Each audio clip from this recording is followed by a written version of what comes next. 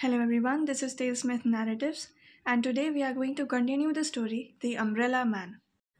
Why were you so horrid to him in the beginning? I asked.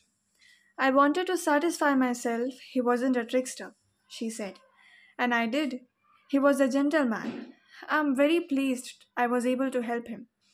Yes, mummy, I said. A real gentleman, she went on.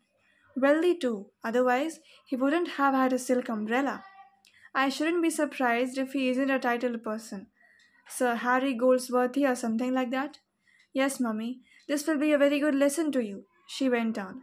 Never rush things. Always take your time when you are summing someone up. Then you will never make mistakes. There he goes. I said, Look. Where? Over there, he's crossing the street. Goodness, mummy, what a hurry he is in. We watched the little man as he dodged nimbly in and out of the traffic. When he reached the other side of the street, he turned left, walking very fast. He doesn't look very tired to me. Does he to you, mummy? My mother didn't answer. He doesn't look as though he's trying to get a taxi either, I said. My mother was standing very still and stiff. Staring across the street at the little man, we could see him clearly. He was in a terrific hurry. He was bustling along the pavement, sidestepping the other pedestrians, and swinging his arms like a soldier on the march. He is up to something, my mother said, stony faced. But what? I don't know, my mother snapped. But I'm going to find out. Come with me. She took my arm and we crossed the street together. Then we turned left. Can you see him? My mother asked. Yes, there he is. He's turning right down the next street. We came to the corner and turned right. The little man was about 20 yards ahead of us.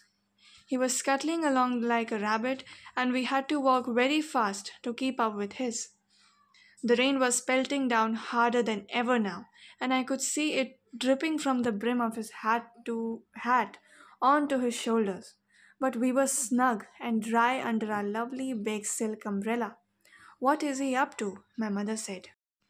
What if he turns round and sees us? I asked. I don't care if he does, my mother said.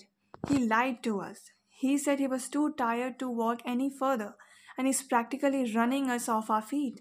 He's bare-faced liar. He's a crook. You mean he's not a titled gentleman? I asked. Be quiet, she said. At the next crossing, the little man turned right again. Then he turned left, then right. I'm not giving up now, my mother said. He's disappeared, I cried. Where is he gone? He went in that door, my mother said. I saw him. Into that house. Great heavens! It's a pub. It was a pub. In big letters, right across the front, it said, The Red Lion. You're not going in, are you, mummy? No, she said. We'll watch from the outside. There was a big plate glass window along the front of the pub, and although it was a bit steamy on the inside, we could see through it very well if we went close. We stood huddled together outside the pub window. I was clutching my mother's. The big raindrops were making a loud noise on our umbrella. There he is, I said, over there. The room we were looking into was full of people and cigarette smoke, and our little man was in the middle of it all. He was now without his hat and coat, and he was edging his way through the crowd towards the bar. When he reached it, he placed both hands on the bar itself and spoke to the barman. I saw his lips moving as he gave his order. The barman turned away from him for a few seconds and came back with a smallish tumbler filled to the brim with light brown liquid. The little man places a pound note on the counter. That's my pound, my mother hissed. By golly, he's got a nerve. What is in the glass? I asked. Whiskey, my mother said.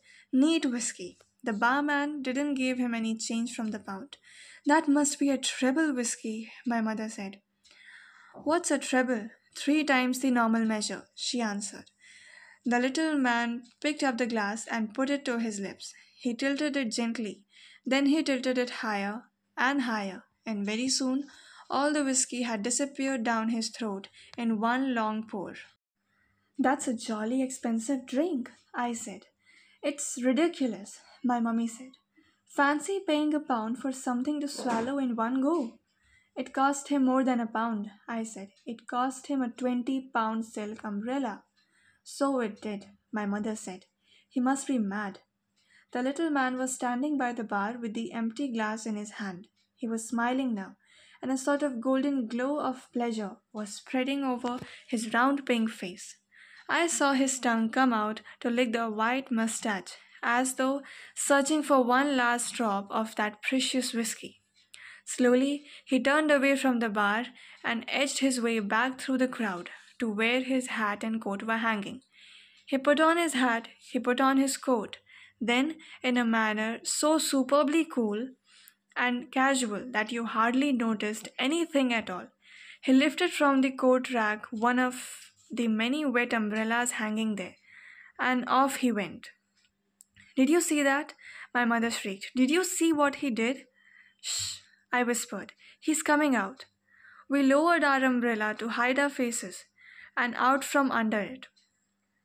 Out he came, but he never looked in our direction. He opened his new umbrella over his head and scurried off down the road the way he had come. So that's his little game, my mother said. Neat, I said. Super. We followed him back to the main street where we had first met him, and we watched him as he proceeded, with no trouble at all, to exchange his new umbrella for another pound note. This time it was with a tall, thin fellow who didn't even have a coat or hat.